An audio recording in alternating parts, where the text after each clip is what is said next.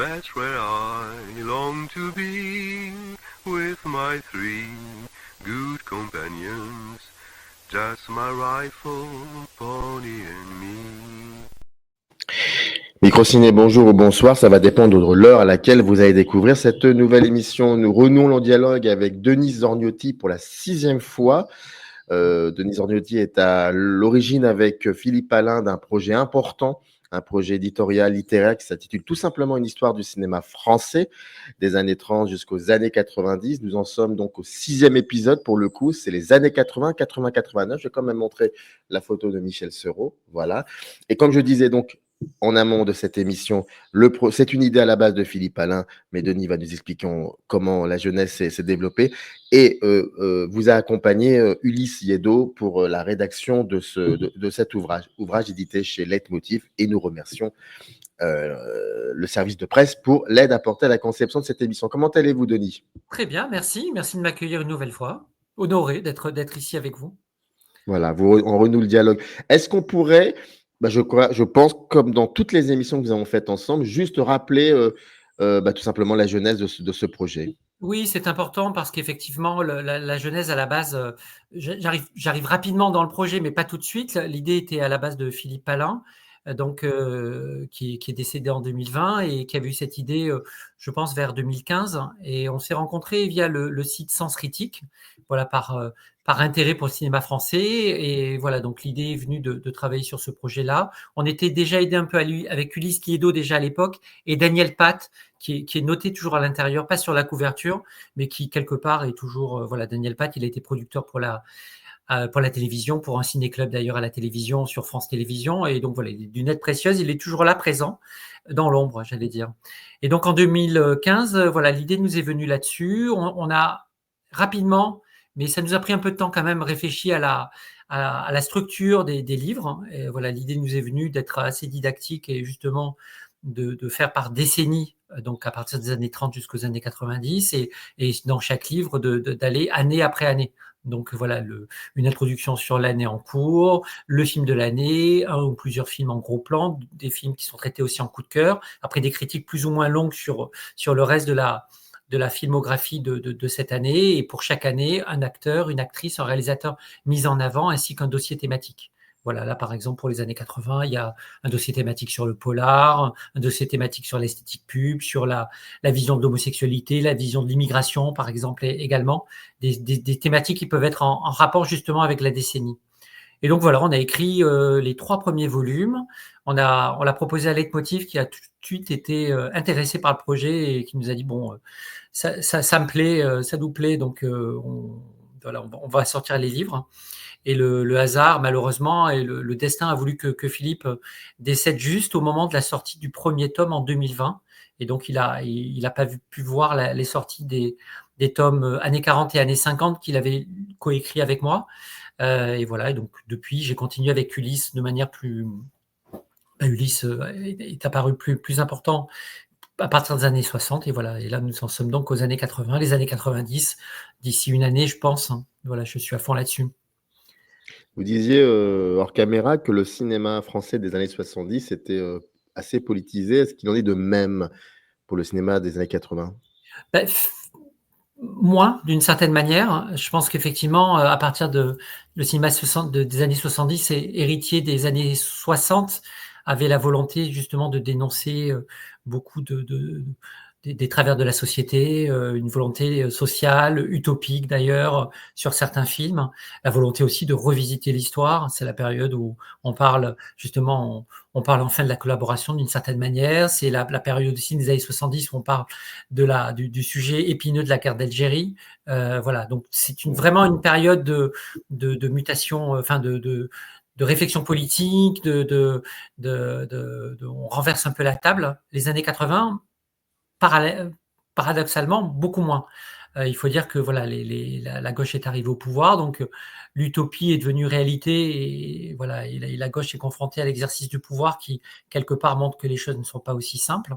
Et puis, il y a effectivement un coup de... Mais dès la fin des années 70, il y a un peu une sorte de gueule de bois. On pensait justement que la société pouvait changer. Et finalement, non, la crise s'installe. Si l'inflation baisse pendant les années 80, elle était très très haute à la fin des années 70, elle baisse, le chômage au contraire augmente, hein, et la crise s'installe. Il y a vraiment ce sentiment-là.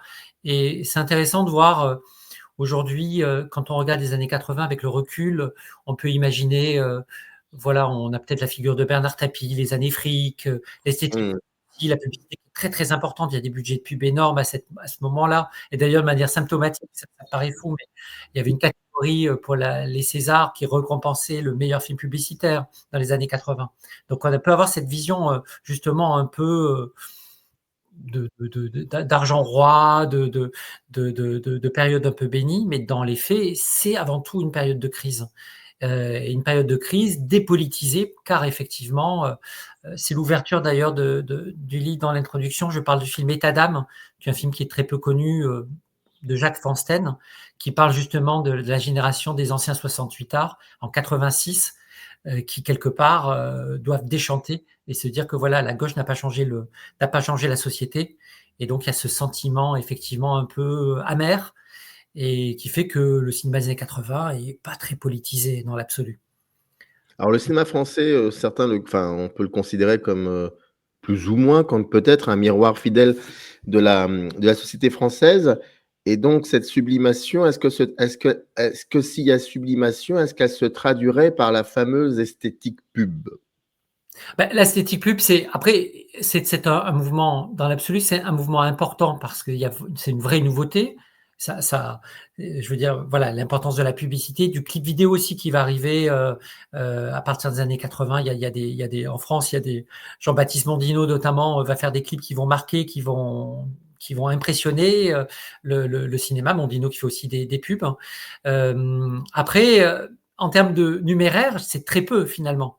Il faut compter les films, il faut voir les films de Besson, les films de Benex. Il y en a quelques-uns qui sont cités. On peut citer Mauvais sang d'une certaine manière, même si on peut le raccrocher.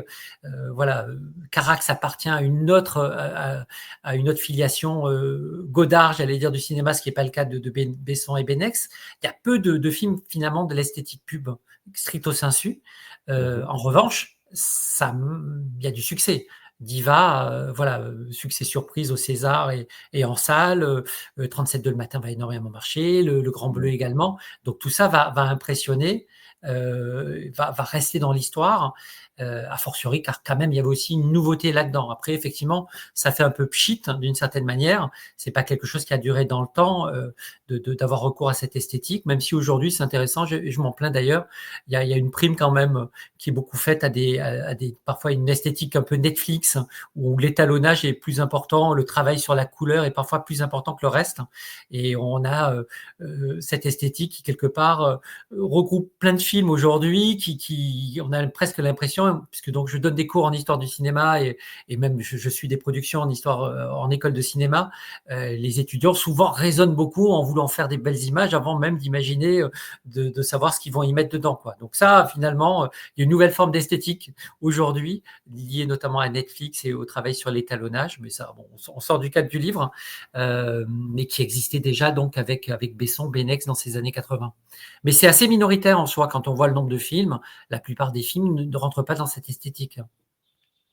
Donc en gros, avec eux, nous ne sommes pas forcément dans une forme de tradition des années 30 qui est le cinéma réaliste français? C'est intéressant.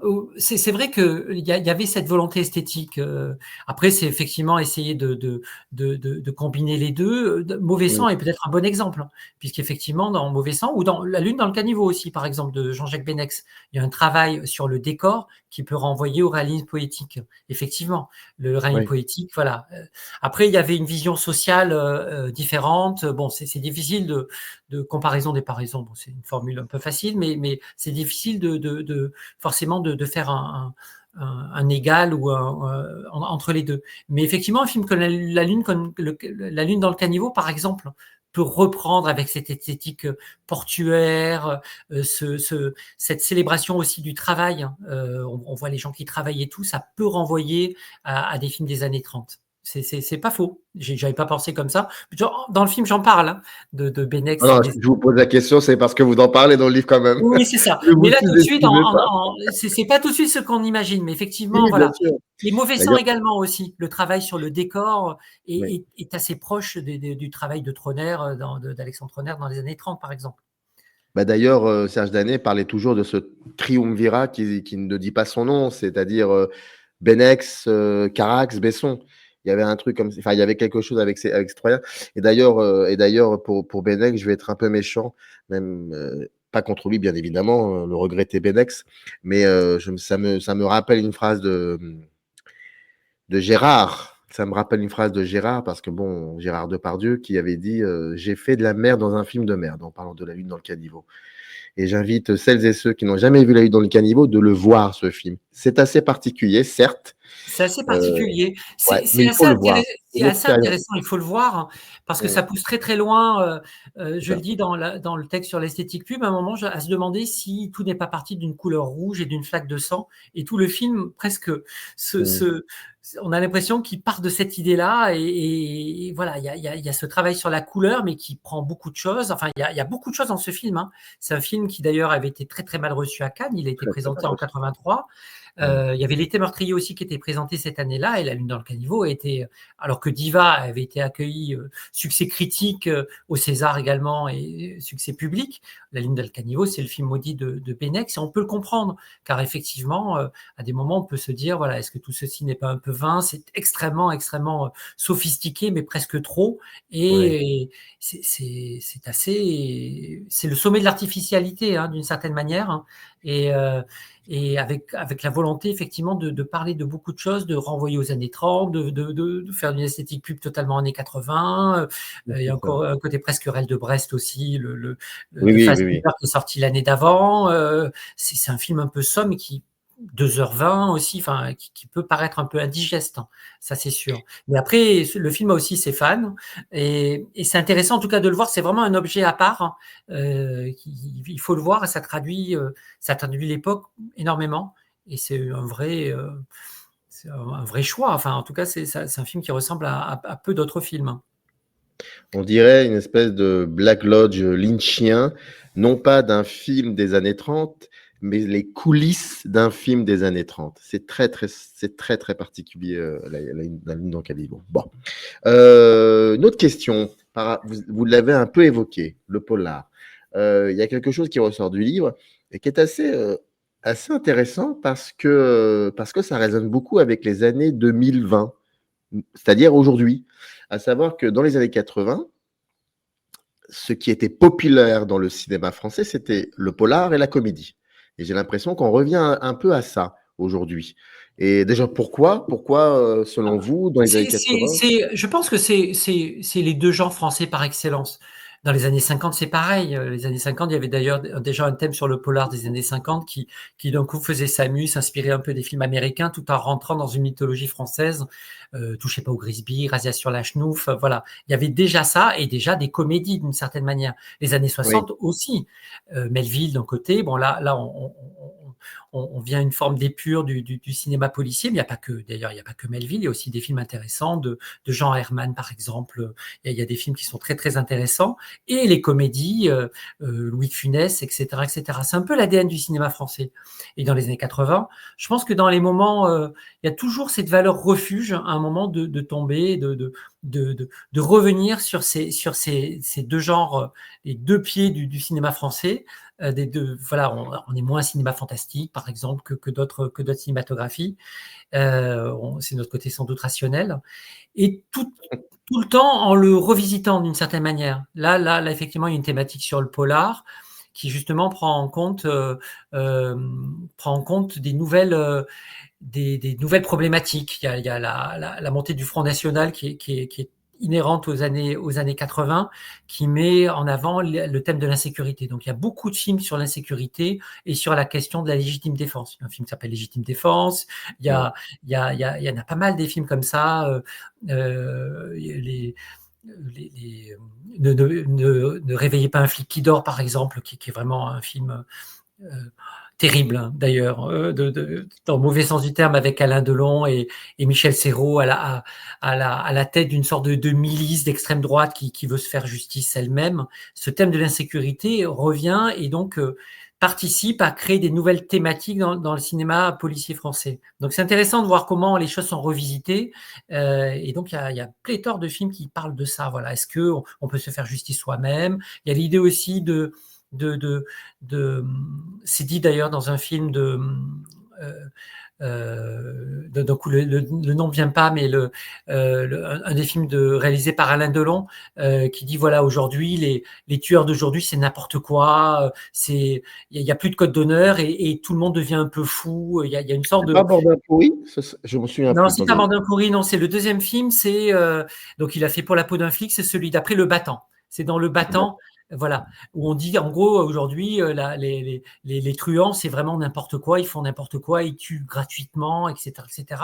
Et ça c'est une idée qui est sous-tendue vraiment dans ces années 80, qui participe aussi, qui fait écho au discours de dire voilà bon, ça fait écho aussi aux années 2020-2025, voilà les truands sont de plus en plus là. Enfin voilà, la délinquance augmente, il y a de plus en plus d'homicides et quelque part l'insécurité gagne. Donc ça se traduit aussi dans certains films policiers.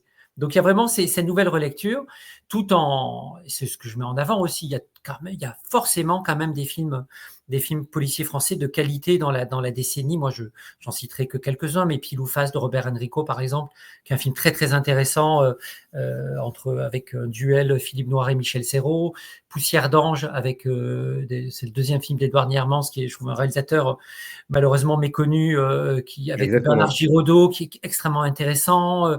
Il y a le film Polar de Jacques Brel aussi, qui investit les codes du détective et du film de détective pour mieux les détourner. Voilà, il y a des films intéressants. Et il y a tous ces films-là, voilà, qui parlent de délinquance accrue, d'insécurité galopante, etc., qui traduisent vraiment l'époque.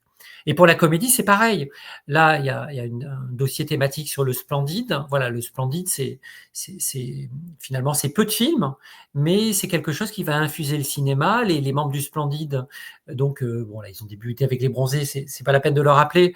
Ils vont faire Les Bronzés 2, il va y avoir Les Bronzés font du ski, voilà, il va y avoir quelques films. Après, on va les voir, les Junio, les Clavier, les Thierry Lhermitte, les Michel Blanc, dans énormément de films, eux-mêmes vont passer à la réalisation. Et ils vont amener une nouvelle forme d'humour d'une certaine manière, un humour très français.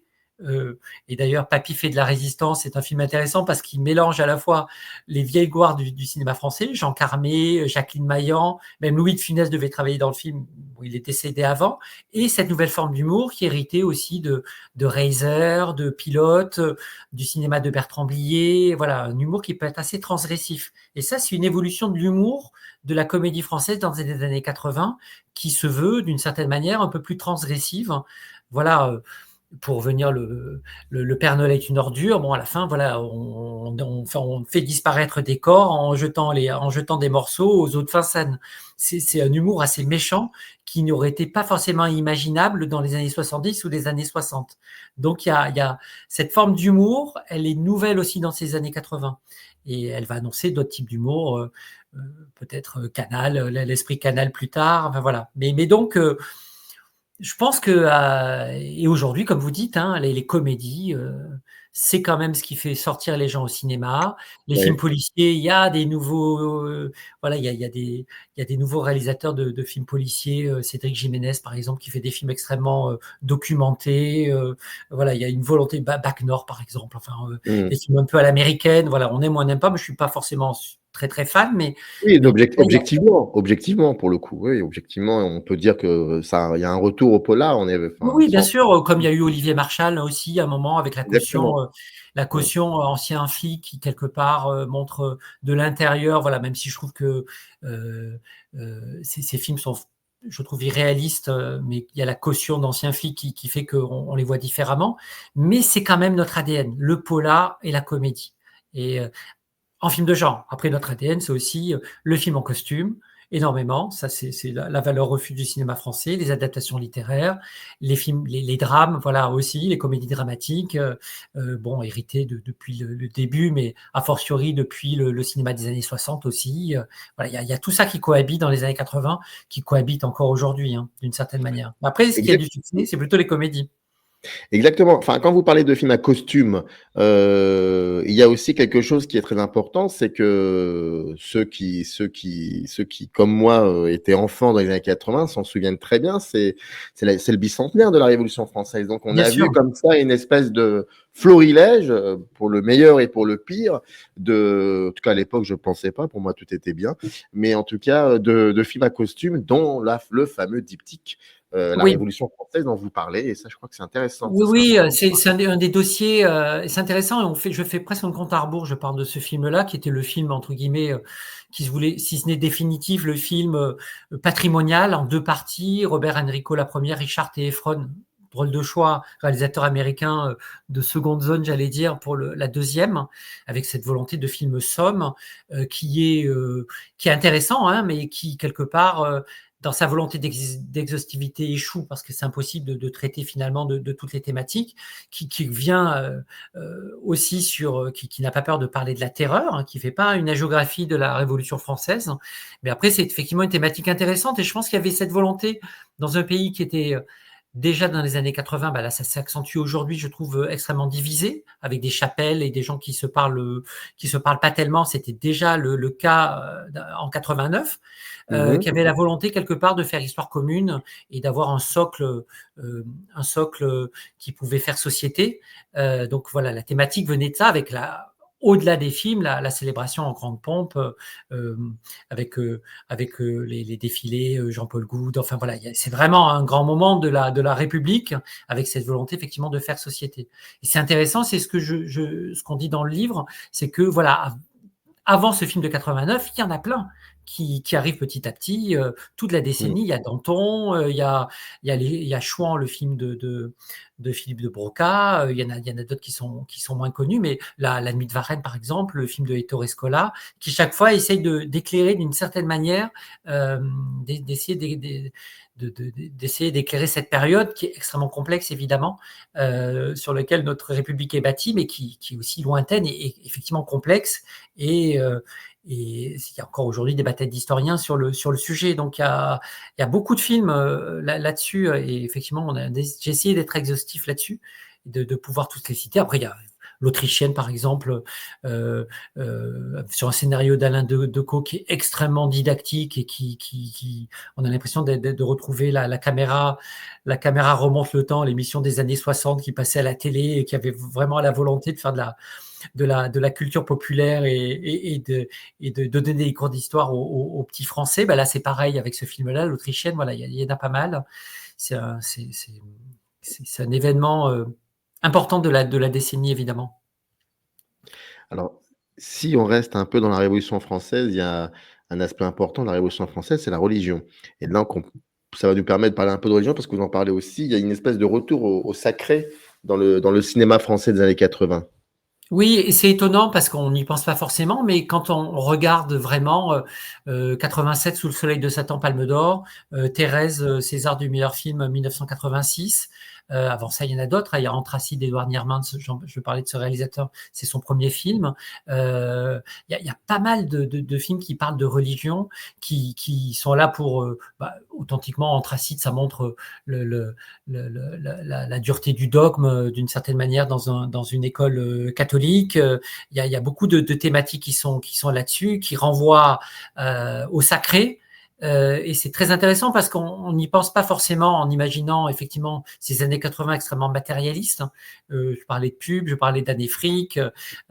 C'est intéressant parce que je le dis dans la France passe à gauche, mais l'essentiel, le monde, on va dire l'Angleterre, les États-Unis, l'Allemagne, eux passent à droite, hein, surtout les États-Unis et l'Angleterre, c'est le néolibéralisme et c'est l'argent roi, vraiment le libéralisme. Donc la France est un peu anachronique par rapport à ces voisins-là. Et c'est comme si quelque part dans le cinéma, quand même, ça a impacté. Et il y a effectivement aussi ce côté matérialiste qu'on peut voir. Et peut-être justement paradoxalement, la volonté de trouver un sens. Là, on ne le trouve pas dans la politique, puisqu'effectivement, la gauche au pouvoir, elle est le tournant de la rigueur de 83, qui est encore aujourd'hui qui presque peut diviser. Les gens de gauche peuvent dire voilà la trahison du Parti socialiste à l'époque. D'autres personnes peuvent dire bon voilà c'est la réalité, et après toutes ces dévaluations, il était normal de changer la politique. Moi, je ne tranche pas là-dessus, hein, je raconte juste des faits. Et donc par rapport à ce désengagement politique, le Parti communiste qui chute par exemple, voilà, il y a ce recours au sacré dans certains films qui réfléchissent à ces questions. Et après, c'est intéressant de voir que c'est des gens comme Alain Cavalier, Maurice Pialat, des réalisateurs importants qui traitent de ces sujets-là.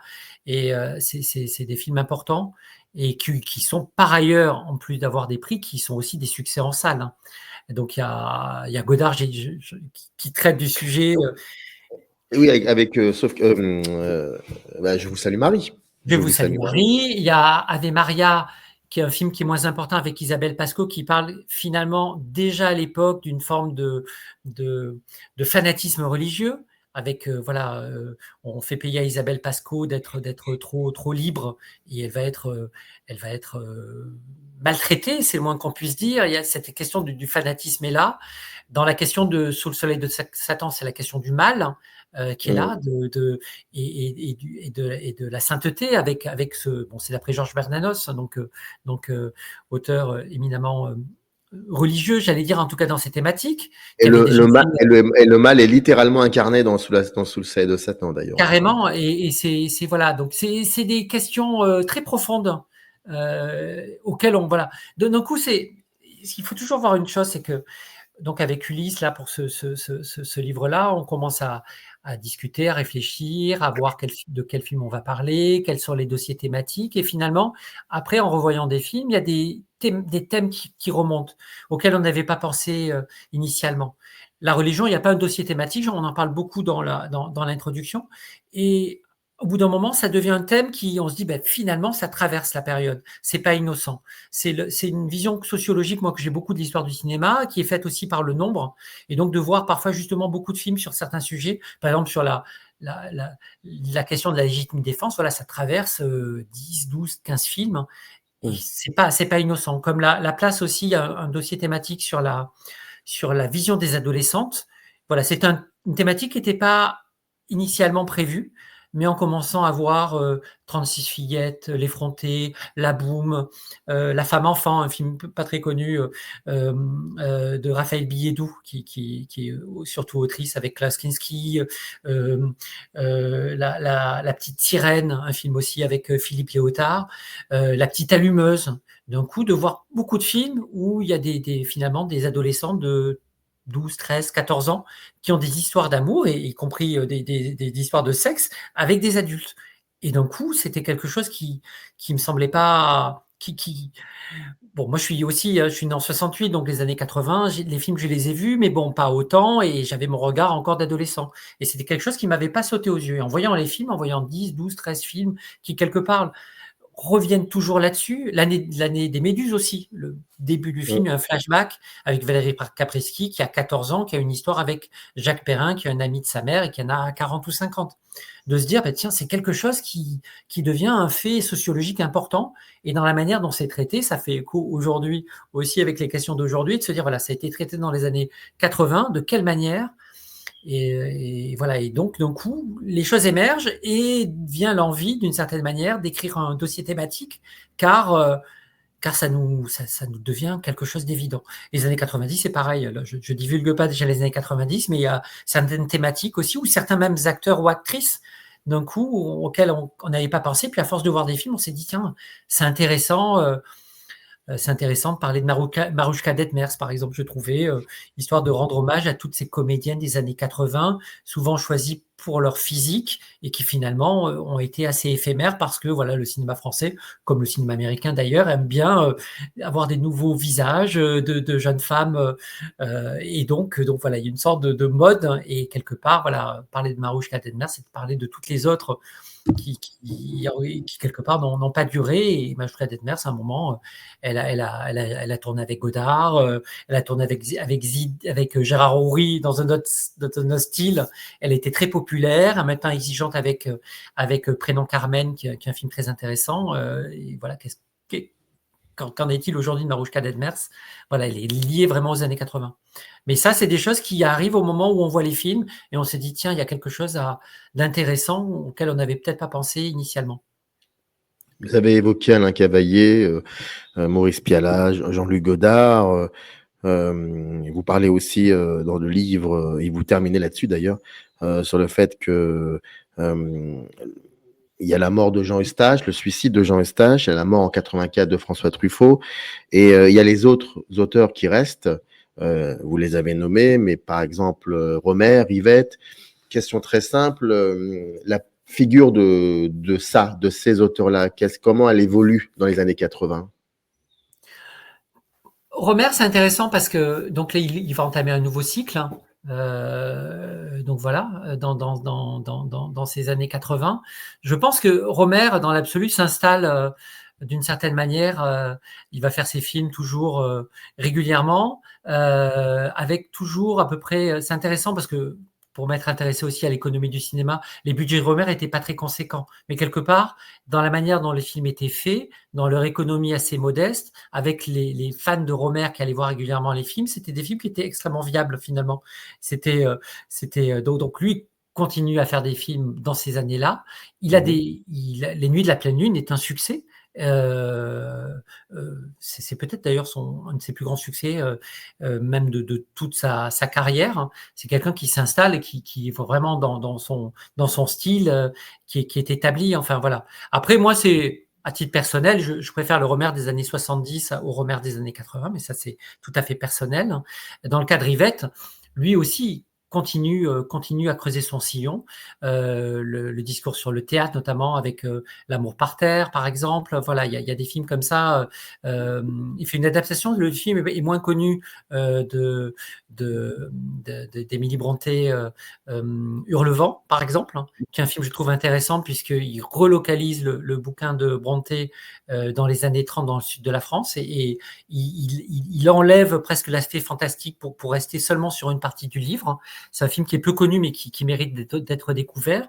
Voilà, je crois que eux, ils restent dans leur précaré avec les gens qui les suivent, voilà. Mais après, je ne sais pas si je suis très pertinent en parlant de Rohmer et Rivette de cette manière-là.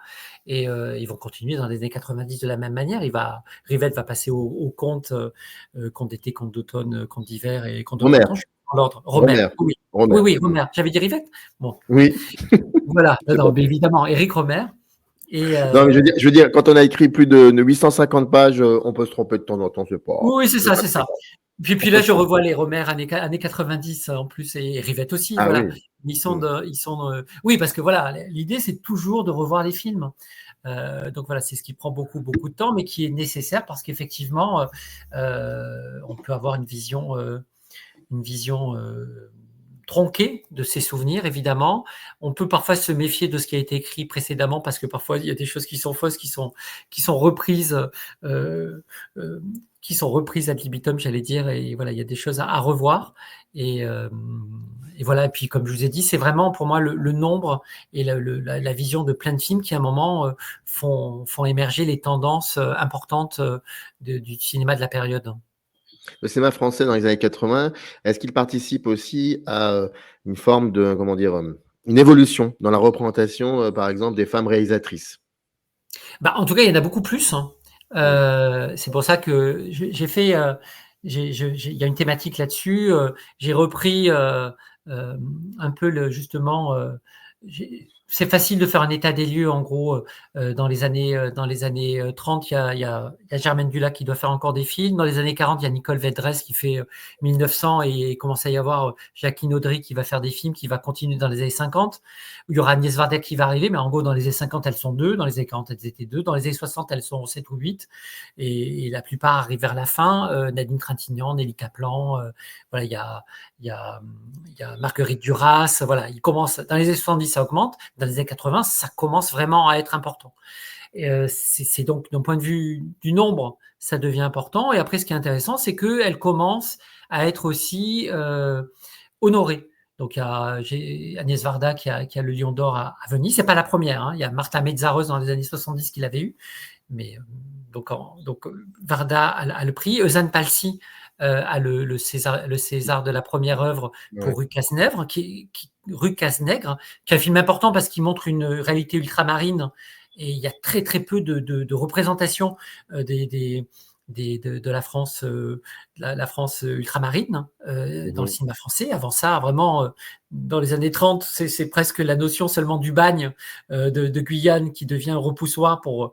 C'est une espèce de vision fantasmée, mais qui se réduit presque seulement au bagne. Et après, il y a très très peu de films.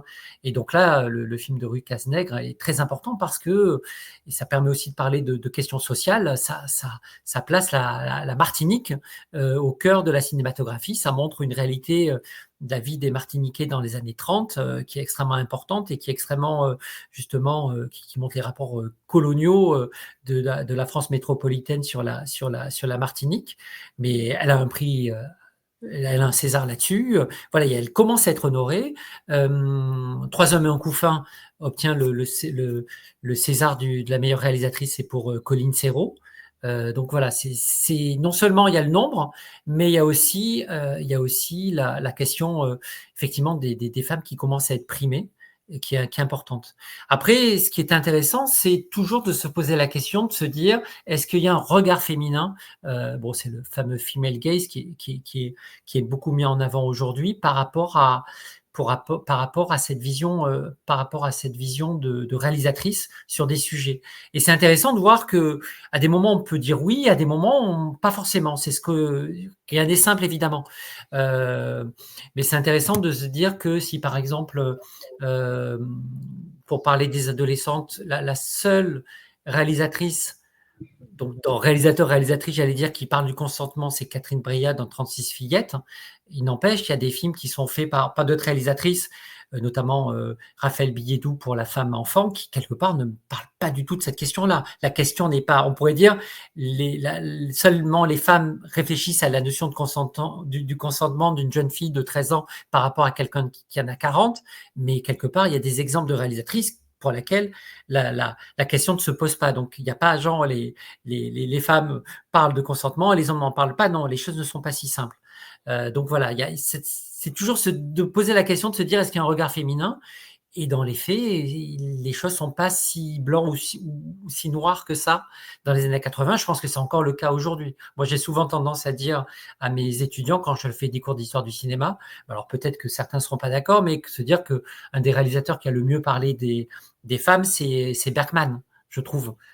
Entre Persona, voilà, beaucoup de films comme ça qui parlent de le silence. Voilà, c'est un cinéaste qui parle vraiment des femmes de manière complexe. Et c'est un homme, c'est pas une femme pour la peine. Il y aurait beaucoup de choses encore à dire, et vous l'avez un peu évoqué, ne serait-ce que les représentations des immigrés, mais aussi le traitement de l'homosexualité. Tout ça est dans le livre. Mais j'aimerais, si vous me le permettez, parce qu'on a très peu de temps encore, je voudrais vraiment qu'on parle du financement, parce qu'il y a quand même des dates importantes dans les années 80 en matière de financement du cinéma français, ne serait-ce que par exemple l'arrivée de Canal+, des Sofica. Est-ce que le financement évolue? Est-ce qu'il y a oui, est-ce qu'il y a une évolution radicale avec la présence de Canal+ et du reste? Alors oui, Canal+, donc arrive en 84. Donc Canal+, dans son cahier des charges, dans son ADN, doit financer le cinéma français. Voilà, c'est une obligation de financement automatique qui d'ailleurs est parfois remis en question parce qu'effectivement depuis le monde a changé et Canal+, qui avait la primauté d'avoir les diffusions des films, maintenant ne l'a plus. Il y a eu le DVD évidemment qui est arrivé. Maintenant il y a les chaînes payantes, la VOD. Donc les choses sont sans doute à revoir. Enfin, en tout cas, Canal+ aimerait les revoir. Mais là, il y a ce financement automatique qui va aider. Mais même avant ça, oui, les Sofica qui permet donc sans rentrer dans les détails, mais qui permet à des personnes d'investir finalement dans le cinéma et dans de participer à l'élaboration d'un budget. Donc, c'est des systèmes qui sont mis en place dans les années 80. Mais c'est intéressant de voir qu'antérieurement, dès les années 70, mais ça va s'accentuer dans les années 80, les chaînes vont être obligées, donc que ce soit TF1, Antenne 2 à l'époque, FR3, bon, qui vont s'appeler plus tard France 2, France 3, vont avoir intérêt à financer le cinéma. Car finalement, l'un et l'autre sont finalement appelés à devoir s'entraider. Les chaînes de télévision ont besoin d'avoir des films à diffuser. C'est souvent ce qui garantit des meilleures audiences. C'est toujours intéressant de voir, même quand on a...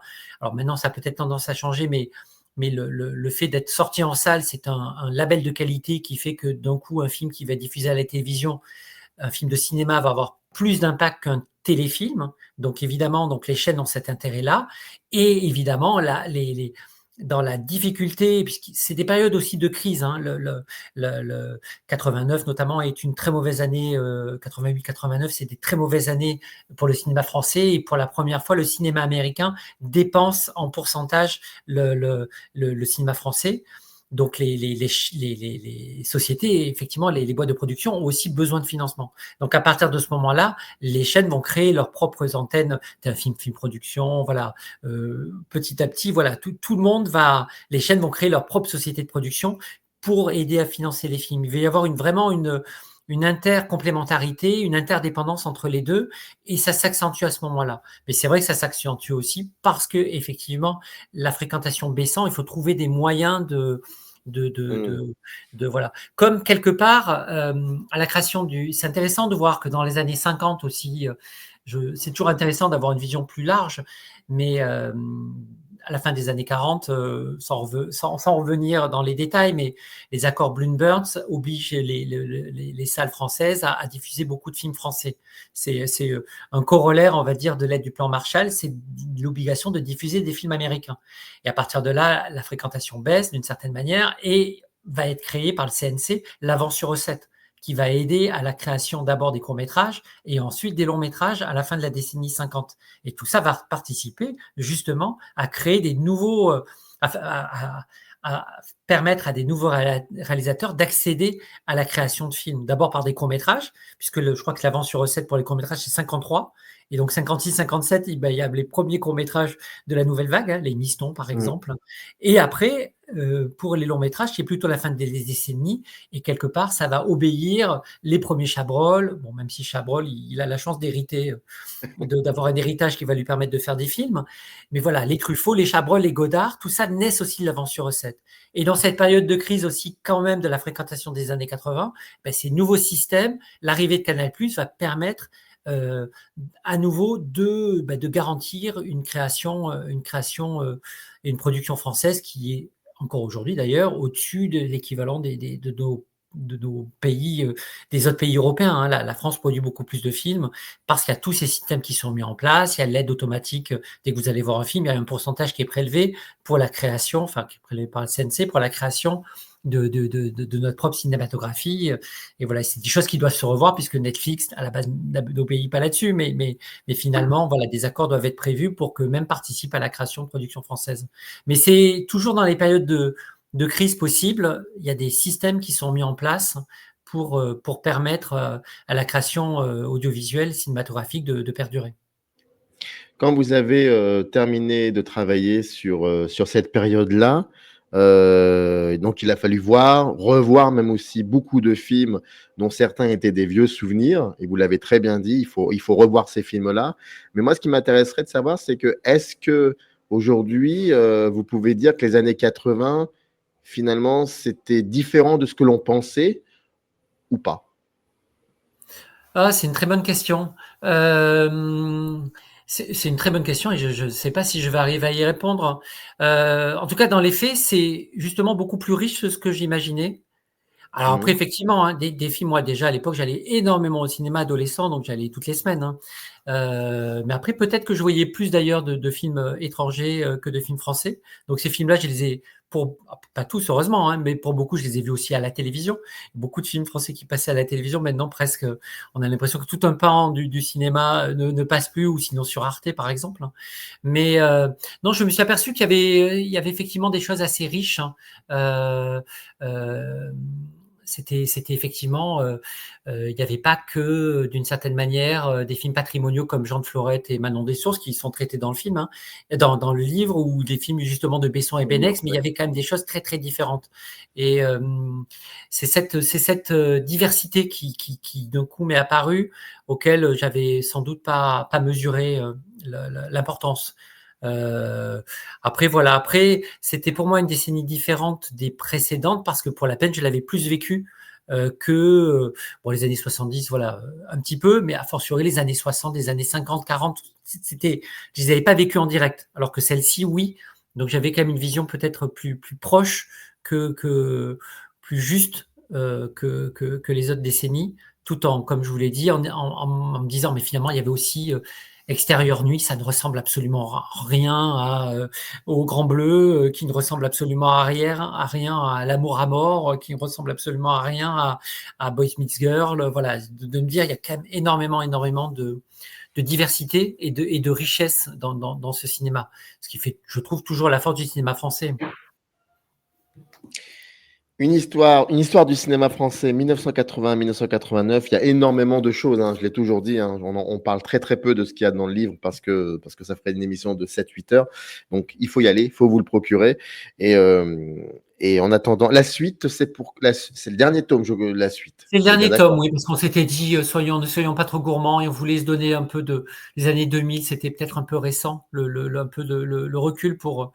Donc là, en pleine écriture, voilà, il y a à peu près la moitié du livre écrit. Je pense que c'est d'ici un an, à peu près un an, j'espère. Hein, voilà. Mais bon, c'est comme je vous ai dit, il y a beaucoup de films. Là déjà, je crois que j'ai traité 270 films, un truc comme ça, et voilà. Et donc ça fait beaucoup de temps de visionnage, et donc ça prend énormément de temps. Mais c'est logique, hein, il faut ça pour essayer d'être pertinent et pas faire du commentaire, de la relecture, de relecture. Une histoire du cinéma français, les années 80, Denis Zorniotti, Ulysse Liedo, sur une idée à la base de Philippe Palin, c'est édité chez Leitmotiv, et on se retrouve la prochaine fois pour les années 90. Eh bien, merci beaucoup, toujours. Merci à vous, merci beaucoup. Au revoir. Générique. In the canyon, that's where I long to be, with my 3 good companions, just my rifle.